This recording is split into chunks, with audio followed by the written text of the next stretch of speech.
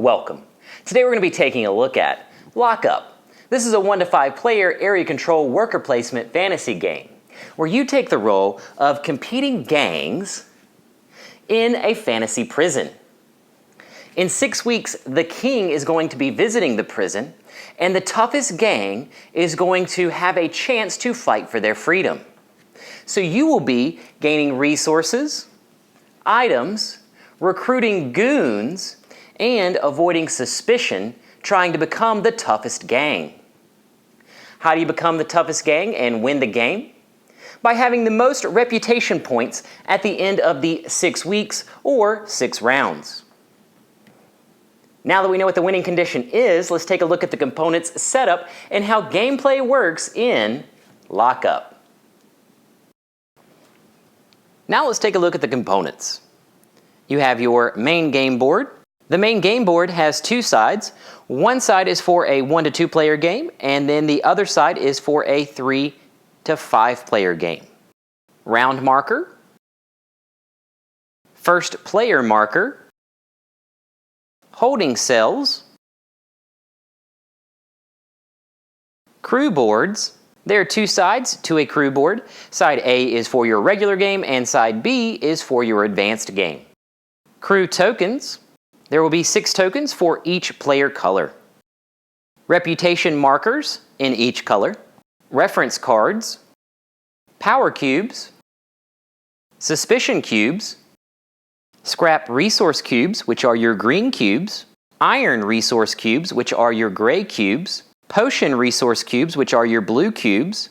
And gold resource cubes, which are your yellow cubes. Next we have your item cards, goon cards, tome cards, goal cards, and trait cards. Now off to the right side of the main game board, you have your solo components. You have your guard board, your guard cards, and location cards. Now let's take a look at the setup. We're going to be setting this up for a 2-player game which takes 15 steps. Step 1, place the main game board in the center of the play area. Make sure that you're using the correct side of the main game board. There is a side for 1 to 2 players, and there is a side for 3 to 5. So since we're setting this up for a 2-player game, we'll use the 1 to 2 player side of the main game board. Step 2, place the round marker on 1. Step 3, create and place cube supply pools.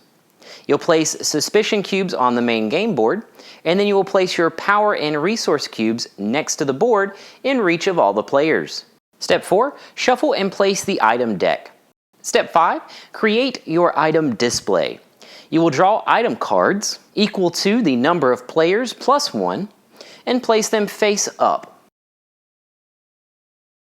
Now let's look at the item card. At the top left of the card you have the type and the effects. So you would gain a cube for this item when you craft it. The resources required to craft are at the bottom of the card. And then at the top right of the card would be the number of reputation that you would gain as soon as you craft the item. Step 6, shuffle and place your goon deck. You will shuffle the goon deck and place it next to the game board. Step 7, place active goons. You will draw and place 5 goon cards face up on the goon locations on the main board. Now let's look at the goon card. In the top left you have the type and any effects. So in this case you would discard a suspicion cube. To the right above the name is how many suspicion cubes would go on that location. And the effects of having this goon card is at the bottom of the card. So if you had 1 rat man at the end of the game, you'd have -3 points. 2 rat men, you would have 1 point. 3 rat men would give you 6. 4 would give you 13. And 5 would give you 25. Step 8, place suspicion cubes. You will check each active goon card and place the number of suspicion cubes that are on that card at that location. Step 9, shuffle and place your tome deck. You will shuffle your tome deck and place it face down next to the library. The tome cards will give you an added benefit whenever you choose to play them. Step 10, choose a crew board. You will choose a crew board of a particular color and place it in your personal play area. Make sure to place it with side A face up and place 1 power cube in your supply. Step 11. Collect your crew tokens. You will take the 6 crew tokens of your player color. If you're playing a 5-player game, you will return the number 2 crew token back to the box. Step 12. Collect and place your holding cell. Collect the holding cell for your crew and place your crew tokens in the cell. Step 13. Collect and place your reputation marker. Collect the reputation marker of your color and place it at 10 on the reputation track. Step 14. Separate, shuffle, and draw goal cards. You will separate your goal cards by type: leader, instant, and in-game. You will shuffle each stack and draw 1 from each stack for this game. After drawing 1 from each stack for this game, you will discard the rest back to the box. The leader goal card may be claimed whenever the goal is achieved by a player. Leader goal cards can also change hands during the game. The leader goal card is scored at the end of the game. The instant goal card may be claimed once that goal is achieved by a player, and then the reputation points are scored immediately. The in-game goal card is scored at the end of the game. And then finally, step 15. Determine the starting player. The starting player is the player who is deemed the biggest troublemaker in the group. Now let's look at the gameplay. A game consists of 6 rounds representing the 6 weeks before the king comes to visit the prison. Each round consists of 3 phases: roll call, lights out, and patrol. Now let's look at each phase in detail. Phase 1, the roll call phase. In turn order, players will take turns assigning crew tokens to various locations. You may assign 1 or more crew tokens to a single location. You may play up to 2 of the crew tokens face down. In a 2-player game, you're allowed to play up to 3 of the crew tokens face down. You are not allowed to assign any of your crew tokens to the library or assign them to a location that you already assigned during this round. So since green is first player, turns will continue until all players pass. You pass when you do not have any crew tokens to place, or you do not want to place any of your remaining crew tokens. The token with the eye symbol in the top right corner is your lookout, and you will not gain suspicion at that location where your lookout is located. The crew token with the fist icon in the top right corner is your enforcer, and their strength number is equal to the number of power tokens that you have on your crew board. Once all players have passed, we move to Phase 2. Phase 2, the lights out phase. In location order, locations are resolved starting with the exercise yard. To resolve each location requires 4 steps. You will determine the crew strength and rank of strength. You will give any suspicion tokens at that location to the strongest without a lookout if there are no gangs at that location, or every player has a lookout at that location, then no one would gain the suspicion cubes. Then you would collect the rewards based on the rank and strength. It's good to keep in mind that you can decline the reward and move your token to the library, and then move stragglers to the library. So if any gangs on a location did not receive a reward or declined their reward, they would move their tokens to the library. Now let's look at each of the locations. Starting with the exercise yard. The player with the most strength at the exercise yard would gain 1 power cube and the first player marker. In a 3 to 5 player game, the second most would gain just 1 power cube. So in this case, purple would gain the first player marker and a power cube. Next are the sewers. The player with the most strength gains 3 scrap cubes, or if it's a 2-player game, they would only gain 2 scrap cubes, which are your green cubes. Then in a 4-player game, the second most strength would gain 2 scrap cubes, and then the rest would gain 1.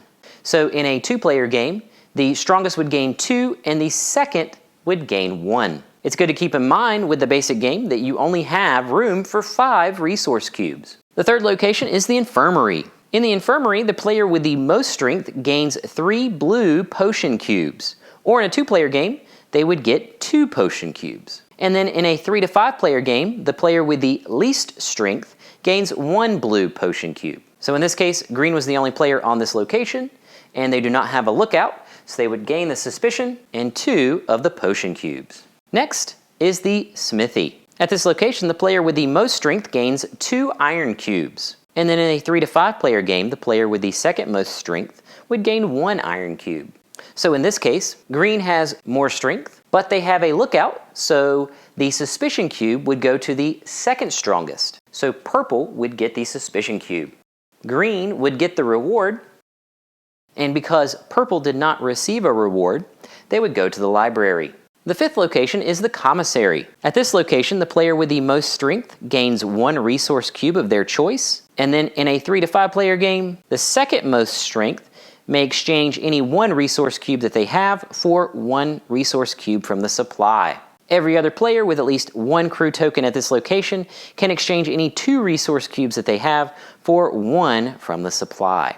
The 6th location is the chow hall. At this location, the player with the most strength may either recruit 1 goon by spending any 1 resource cube, or recruit 2 goons by spending 4 resource cubes. And then in a 3 to 5 player game, the player with the second most strength may recruit either 1 goon by spending 1 resource cube or 2 goons by spending 5. And then the rest of the players with at least 1 crew token at the location may recruit 1 goon by spending any 2 resource cubes. And because purple had a lookout at that location, they do not receive the suspicion cube.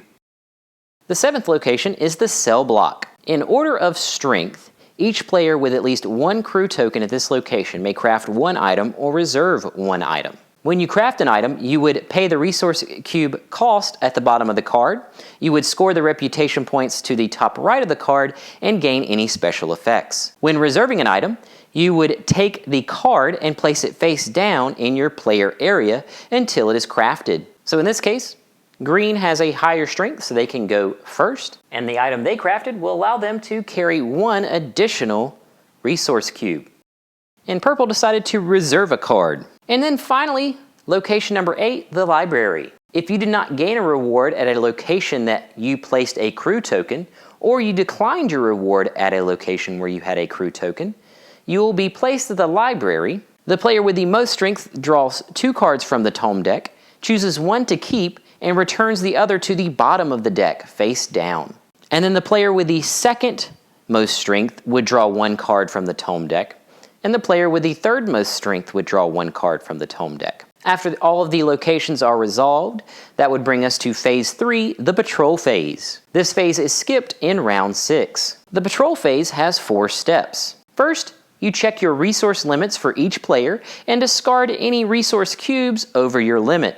Next, you would refill the item display. Third, you would advance the goon cards. You would discard the goon card at the chow hall if there is one, and then you will rotate clockwise as far as possible all of your goon cards. And then refill any empty goon spaces with new goon cards from the top of the goon deck. And then finally, step 4, add suspicion cubes. At each location where there is a goon card where you have 1 or more suspicion icons, you would add the number of suspicion icons on that card to that location. Also checking to see if there's research cubes added to that location as well, like the bandit at the top of our board. We will be adding a scrap cube to that location.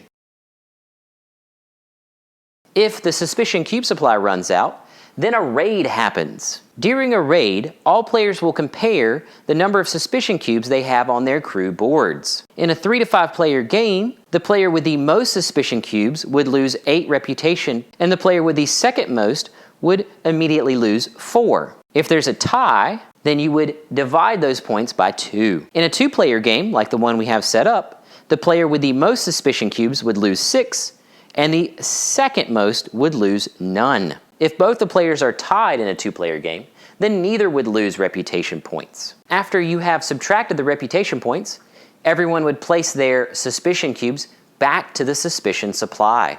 Then at the end of the patrol phase, you would advance the round marker and start the next round. And rounds would continue until the end of the lights out phase in round 6. At the end of the lights out phase in round 6, we would raid one last time, no matter the amount of suspicion tokens that we have in the supply. After that raid, we would go into the final scoring. The final scoring takes 6 steps.